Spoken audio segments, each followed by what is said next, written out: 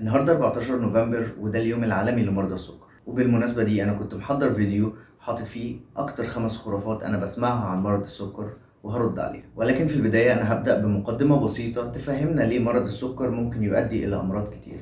يلا بينا.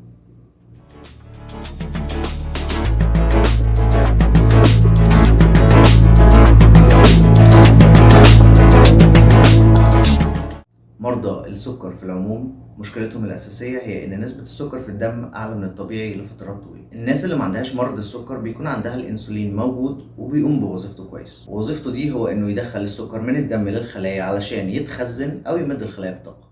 طب لو عندنا مشكلة إن الأنسولين نفسه مش بيفرز لأي سبب، كده يبقى مرضى السكر من النوع الأول.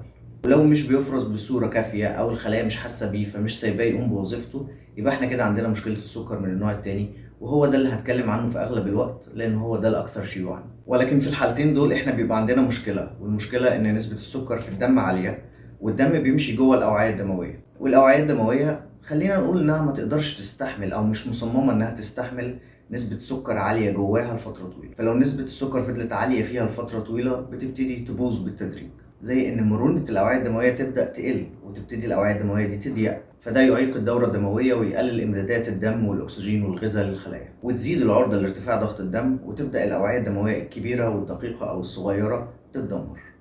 الأوعية الدموية الكبيرة لما تبدأ تبوظ أو تتدمر ده بيؤدي إلى مشاكل في القلب وجلطات، والأوعية الدقيقة لما تبدأ تبوظ أو تتدمر ده بيؤدي إلى مشاكل في الأعصاب، مشاكل في العين، ممكن توصل لعمى لا قدر الله، مشاكل في الكلى، وقد تصل لفشل كلوي لا قدر الله. بلس إن إعاقة الدورة الدموية بيأثر على قدرة الجسم على الشفاء من أي جرح أو عدوى بسبب قلة إمداد الغذاء والأكسجين والدم. وبكده احنا فهمنا إلى حد ما وبطريقة مبسطة جدا المشاكل دي بتحصل ازاي. بس في حاجات كتير احنا لسه ما فهمناهاش، زي ان مثلا الحاجات دي كلها لا يمكن تحصل الا في حالة اننا فقدنا السيطرة على نسبة السكر. فيلا نقرا سوا شوية من الخرافات اللي انا سمعتها كتير بحكم شغلي ونتناقش فيها. اول خرافة هي السكر مش مرض خطير واقدر اكبر دماغي منه. كمية الناس اللي بتتعامل مع مرض السكر باستهتار وعلى انه مش مرض خطير كبيرة جدا.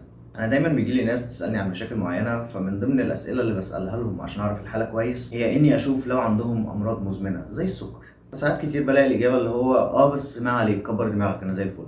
طب انت زي الفل ازاي؟ بتطمن على حالك وبتتابع السكر؟ لا. على الاقل ماشي على نظام غذائي صحي؟ لا. طب ثانيه، انت اصلا بتاخد الدواء؟ وساعات كتير بتبقى الاجابه لا برضه، وطبعا الكلام ده نهايته سيئه جدا زي ما شفنا في المقدمه.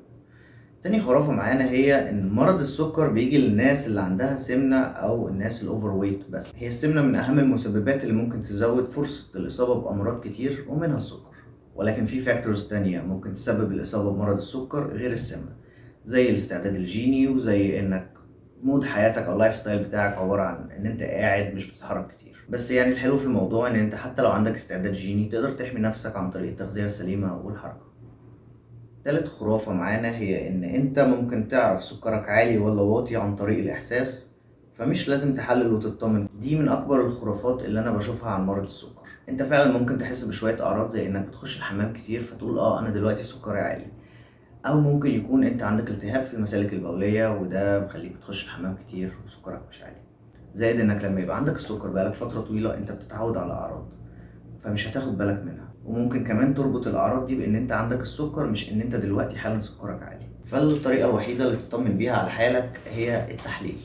رابع خرافه معانا هي الناس اللي عندها مرض السكر ما تقدرش تاكل سكريات والمفروض تمنعها تماما.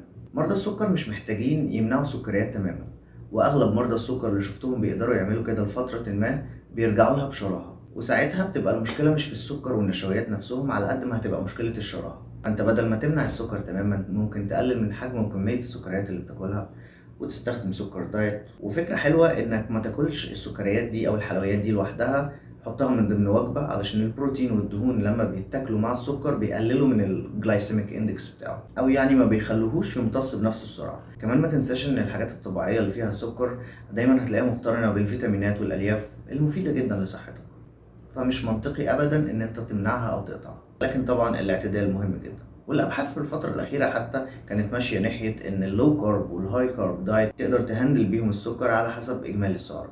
والابحاث كمان عماله تاكد مرارا وتكرارا ان المؤشرات الحيويه من سكر وضغط بتتظبط وتتحسن لو أكلت باعتدال أو لو نزلت في الوزن لو أنت وزنك عالي. خامس حاجة معانا، مرضى السكر محتاجين يراقبوا أو يخلوا بالهم من السكريات والنشويات بس في الأكل. الأكل اللي فيه سكريات ونشويات هو أكتر أكل ليه تأثير درامي على نسبة السكر والأنسولين، فمن المنطقي إن أنت هتراقب الأنواع دي من الأكل.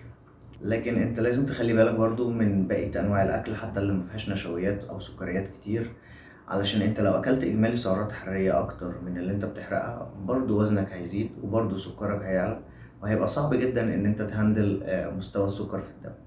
وكده احنا نبقى خلصنا الخمس خرافات الأكثر شيوعا بالنسبة لي، والخرافات دي مع المقدمة المفروض يفهموك إن مش السكر هو اللي بيسبب مرض السكر ولا النشويات بتسبب مرض السكر.